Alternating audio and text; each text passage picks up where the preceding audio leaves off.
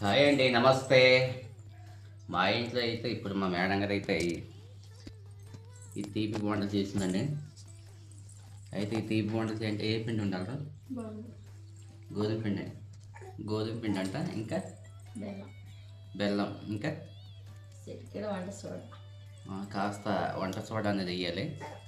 అలాగే కొబ్బరి కూర. కొబ్బరి కూర అంటే వేసావా మరి? అయితే మాకు లేకపోవడం వల్ల అది వేసుకోలేదు. చూడండి, ఒకసారి తిని చూపిస్తాను ఏ విధంగా ఉందో. ఆలికలు అందుకే స్మెల్ వస్తుంది. నేనైతే ఒకసారి చూస్తాను దీని టేస్ట్ ఏ విధంగా ఉందో, బాగుందా లేదన్నది నేను తిని మీకు చెప్తాను.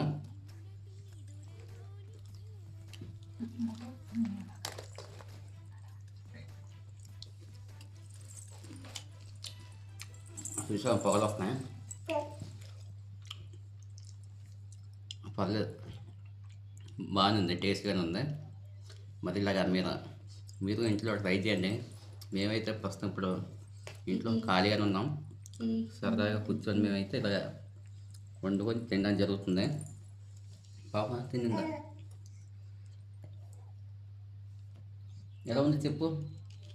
బాగుంది. బాగుందా? మా కెమెరామ్యాన్కి ఇస్తాను నేను, ఎలా ఉందో ఒకసారి కెమెరామ్యాన్ కూడా వాడిస్తాను.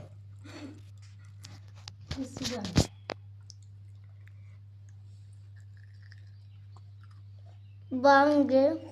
బాగుందా? టేస్ట్గానే ఉందా? ఇందా మరి నువ్వు వండావు కదా, నువ్వు చూడు నువ్వు వండిన వంట ఏ విధంగా ఉందో.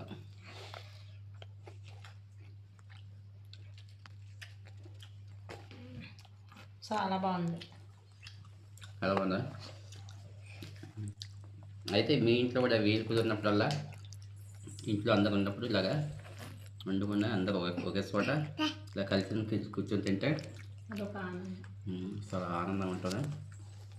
అదనమాట. అలా సరదాగా అలా కబుర్లు చెప్పుకుంటూ అలా ఒక్కొక్క బోండా తింటూ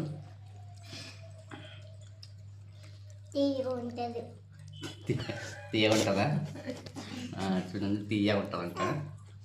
ఓకే అండి, అయితే మరి అయితే ఈ విధంగా చేసుకుంటాం. అలాగే మీలో ఎంతమంది ఈ విధంగా ఇంట్లో వండుకొని ఇలాగా అమ్మలు కలిసి కూర్చొని తిన్నారో, తిని ఉంటే కామెంట్ చేయండి.